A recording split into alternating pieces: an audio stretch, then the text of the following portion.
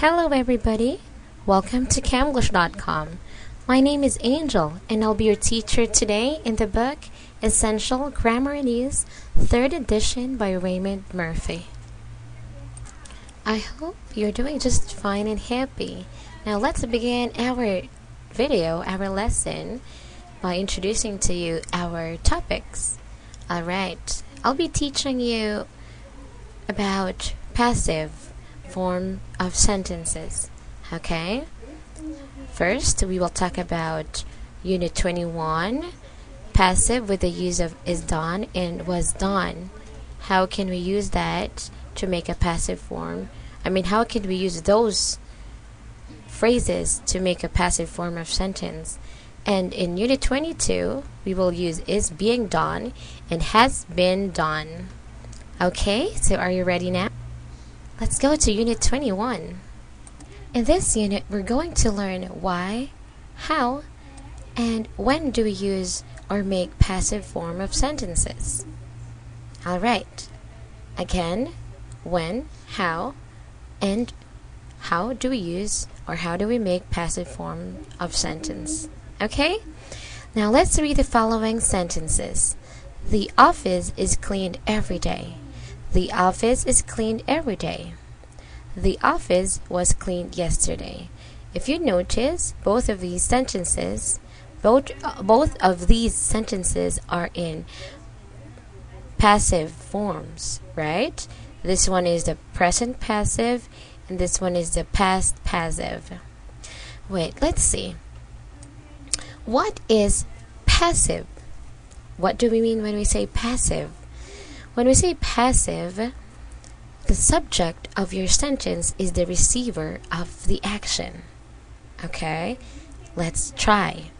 Let's try to compare active and passive here. In active, we read the sentence first and follow me, okay? Somebody cleans the office every day. That is active form of sentence. In active sentence, the subject of this sentence is the actor of the verb. It's the actor of the verb, the doer of the action. This is our subject, somebody, right? And he is the doer of our verb. He cleans the office, and that's every day. While in passive, we read the sentence first.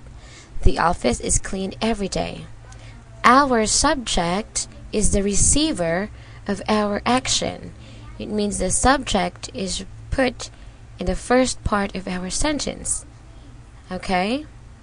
Nearly the start of our sentence. For example, the office. Okay? This is our subject here. It is cleaned by somebody. Alright? It is cleaned every day.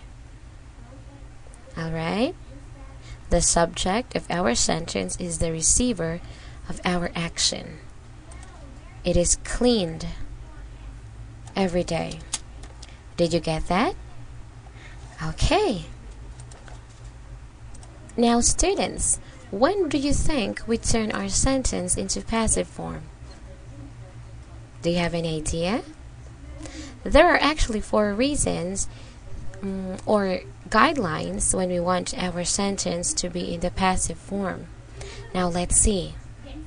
We use the passive voice when the receiver of the action is more important in our communication than the one who did it. Okay, than the one who did it. Let's read the example. The president was assassinated this morning. Alright, the president was the one being assassinated this morning. The president is our important part here. Our subject. Okay? So that is when we make our sentence in passive voice. Now let's have another reason. We can use the passive voice when we don't know who did the action. Oh, we don't know who did it. Then let's turn our sentence into passive form. Let's read the sentence here. The bank was robbed yesterday. We didn't know who robbed the bank. That's why we turned our sentence into passive form, right? Next one. We use the passive when we don't need to say who did the action. We don't have to mention who did the action, our verb. Alright, now let's read the example sentence. The bill was signed into law at noon. Okay, we didn't know who, or we didn't have to mention the person who signed the bill and turned it into law, right? That particular noon. So we can also turn our sentence into passive form. Alright? Next rule. We can use the passive to avoid saying who did the action. If we don't want to mention who did the action, then we can make our sentence into passive voice. Let's start. The employees were laid off just before the holidays. Okay? We didn't say who laid off the employees. We never mentioned it, right? So we turned our sentence into passive voice. Did you get that? Very good. Now, it's not all the time that we have to make our sentence in passive form or voice. It's not like that. We're just learning here what is passive and how we form our sentence to make it passive, right? In passive form. And that's my job to teach you. Okay? It's my job to inform you about that. Now, in our next activity, we're going to talk about this part. How do you know if your sentence is passive? First, of course, in your sentence, your subject, that is receiver of action, should be shown first. Then, it will be followed by present simple. Am, is, or are. Okay, in present simple, it's like this. After the subject, it will be followed by am, is, or are. Okay? Then the past participle of your verb. Alright? Present simple, am, is, are. Then past participle. Like cleaned, done, invented, built, injured, taken. While in past simple, this is what we call past passive sentence, we will use was or were. If you have am or is, then in the past form it will be was. Okay?